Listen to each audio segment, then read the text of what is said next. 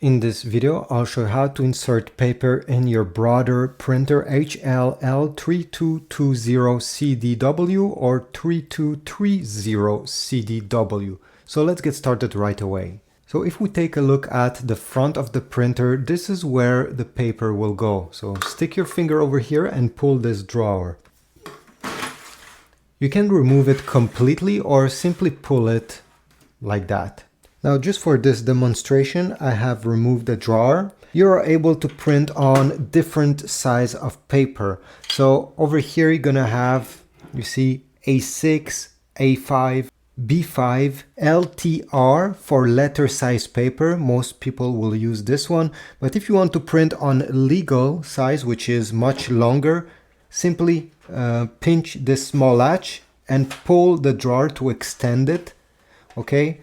And you can also pinch this guide and bring it until you put it under LGL, which is for legal paper. And as you see here, it's much longer. In my case, I'll put some US letter size. Therefore, I don't need to extend this drawer. I can bring it back and bring this gray guide until it's right beside LTR, like that. By the way, this drawer takes up to 250 sheets of paper.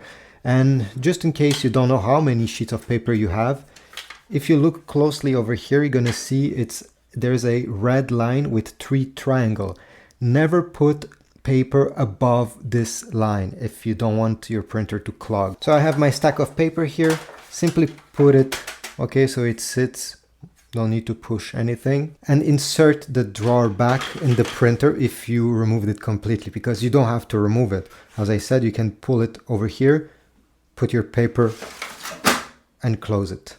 This is about it. I hope this was useful. If so, please leave a like, but also check my Amazon links down below if you need paper, ink, or even a new printer. You support my channel. Thanks.